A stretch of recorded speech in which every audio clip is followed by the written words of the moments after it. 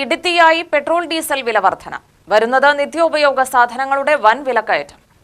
ജനങ്ങൾ ഇറങ്ങാത്തത് വിലക്കയറ്റം, ഗ്യാസിൻ്റെ എല്ലാം കൊണ്ടും ഞങ്ങൾക്കാണ് ഒരുപാട് ബുദ്ധിമുട്ട്. ചാർജ് വർധനയില്ല, അതിൻ്റെ എല്ലാ ബുദ്ധിമുട്ടും ജനങ്ങൾക്കും ഞങ്ങൾക്കുമാണ്. ഞങ്ങൾക്ക് ഓരോ സാധനങ്ങളുടെ വിലക്കയറ്റത്തിൻ്റെ ഇതായ കാരണം ഒരുപാട് ബുദ്ധിമുട്ടാണ്. ഡീസൽ കമ്മിയാക്കേണ്ട ആവശ്യമാണ്. തന്നെ നമുക്കിപ്പോൾ വേറെ രക്ഷയൊന്നുമില്ല, പോട് തന്നെ വേണം. നമുക്കിനി എന്താ ചോദിച്ചാൽ പുതിയ മന്ത്രിസഭ വന്നു കഴിഞ്ഞാൽ ഈ വാടക കൂടുതലാക്കിയ ഒരു ഗുണമാണ്.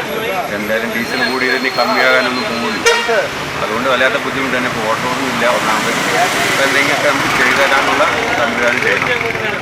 കേന്ദ്ര സർക്കാർ പ്രഖ്യാപിച്ച പെട്രോളിയം ഉൽപ്പന്നങ്ങളുടെ വിലവർധന സാധാരണക്കാരുടെ ജീവിതം ദുസ്സഹമാക്കും. ഇന്ന് രാവിലെയാണ് പ്രതീക്ഷിച്ചിരുന്ന വർധന നടപ്പായത്. പെട്രോളിനും ഡീസലിനും ലിറ്ററിന് 3 രൂപയാണ് വർദ്ധിച്ചത്. കേരളത്തിൽ പെട്രോളിന് 110 രൂപ 75 പൈസയും ഡീസലിന് ലിറ്ററിന് 99 രൂപ 6 പൈസയുമായാണ് ഉയർന്നത്. അല്ല, പെട്രോൾ ഡീസൽ വില കൂട്ടിയത് വെച്ചാൽ ആളുകളെ ബുദ്ധിമുട്ടിക്ക് എത്രയും ബുദ്ധിമുട്ടായിട്ടുള്ള സർക്കാർ വേറെ ഇല്ല. BJP സർക്കാർ മറ്റേ ഇലക്ഷൻ കഴിയട്ടെ എന്ന് വെയിറ്റ് ചെയ്തിരുന്നല്ലേ. നമ്മൾക്ക് സാധാരണക്കാർക്ക് വളരെ ബുദ്ധിമുട്ടുള്ള കാര്യമാണ് പെട്രോൾ. എല്ലാറ്റിനും വില കൂട്ടുകയാണ്. നമ്മൾക്ക് വരുമാനം മാത്രമില്ല, എല്ലാ ബിസിനസ്സും ഡൗൺ ആണ്. പെട്രോൾ വില കൂട്ടിയത് കൊണ്ട് വളരെ ബുദ്ധിമുട്ടാണ്. ഇലക്ഷൻ നമുക്ക് വോട്ടാണ്. ഇപ്പോൾ യുദ്ധം തുടങ്ങിയിട്ട് കുറേ കാലമായിരുന്നു. എന്തുകൊണ്ട് കൂട്ടിയില്ല, ഒന്ന് അവരുടെ വോട്ടിന് വേണ്ടിയിട്ട് അവർ കൂട്ടാതിരുന്നു. ഇപ്പോൾ ലാസ്റ്റ് മുമ്പ് ഇലക്ഷനെല്ലാം കൂട്ടിയവർ. കാരണം നമുക്കവിടെ സ്റ്റോക്ക് പറയാൻ അറിയില്ല, നമ്മൾ പിഴ കൂടാൻ നമുക്ക് അറിയണമില്ല. ഇപ്പം ഞങ്ങൾക്കും ബുദ്ധിമുട്ട് തന്നെയാണ്. ഈ പുതിയ സ്റ്റോക്ക് എടുക്കുമ്പോൾ ഈ വിലക്കല്ലേ എടുക്കാൻ പറ്റുള്ളൂ. സ്റ്റോക്ക് സ്റ്റോക്കില്ല. ഡെയിലി നമുക്ക് സ്റ്റോക്ക് നമുക്ക് മെയിൻറ്റെയിൻ ചെയ്യാൻ പറ്റില്ലല്ലോ.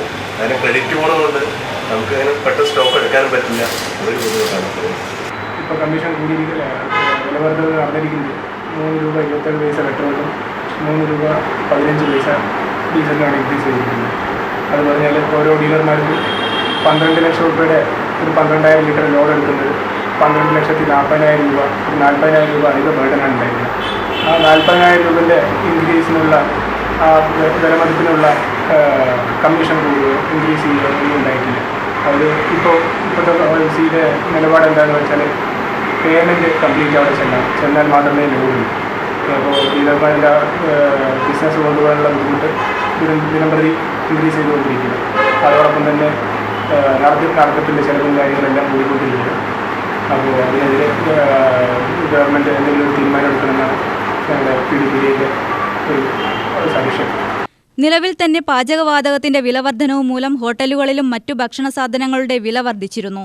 ഇന്നത്തെ വിലവർധന കൂടിയാകുന്നതോടെ വലിയ തോതിലുള്ള വർധനവാണ് സകല രംഗത്തും ഉണ്ടാകാൻ പോകുന്നത്. വാണിജ്യ പാചകവാതക സിലിണ്ടറിന് 1000-ലധികം രൂപയാണ് കഴിഞ്ഞ മാസം സർക്കാർ വർദ്ധിപ്പിച്ചിരുന്നത്. ഡീസലിന്റെ വിലവർധനയാണ് നിത്യോപയോഗ വസ്തുക്കളുടെ വില വർദ്ധിപ്പിക്കുന്നത്. എല്ലാ സാധനങ്ങളും കേരളത്തിലേക്ക് മറ്റു സംസ്ഥാനങ്ങളിൽ നിന്ന് വരുന്നതിനാലാണിത്.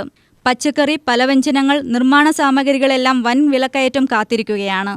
നിലവിൽ യുദ്ധം കാരണം നിർമ്മാണ വസ്തുക്കളുടെ വിലയിൽ 30% വർധനവുണ്ടായിരുന്നു. ഇത് വീണ്ടും കൂടുന്ന അവസ്ഥ ജനജീവിതം നിശ്ചലമാക്കും. വൻതോതിൽ തൊഴിൽ നഷ്ടത്തിനും സാധ്യതയുണ്ട്.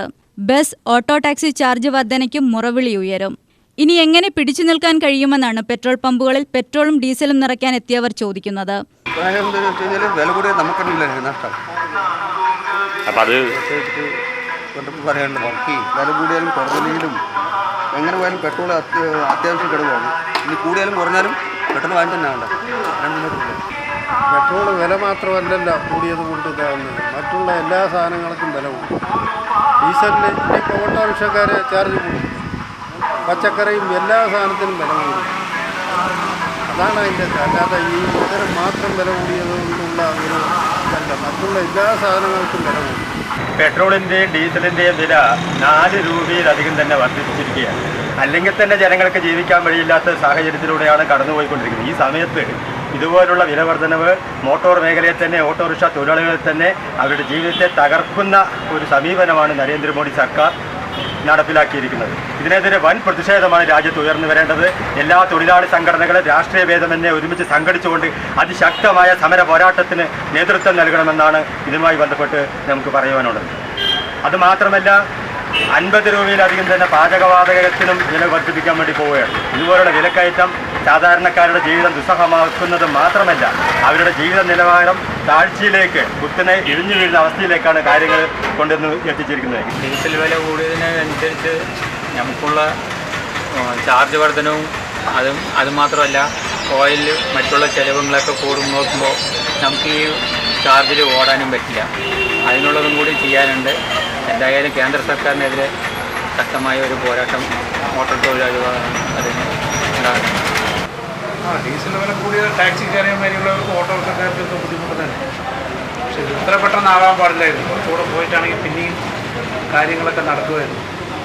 അല്ലാത്ത ബുദ്ധിമുട്ടാണ്. നാട്ടുകാർക്ക് തന്നെ ബുദ്ധിമുട്ട്. നമ്മളെന്ത് ചെയ്യാൻ പറ്റുമോ? നമ്മൾ വാടക കൂട്ടി മേടിക്കേണ്ടി വരും. അതൊക്കെ തന്നെയാണ്.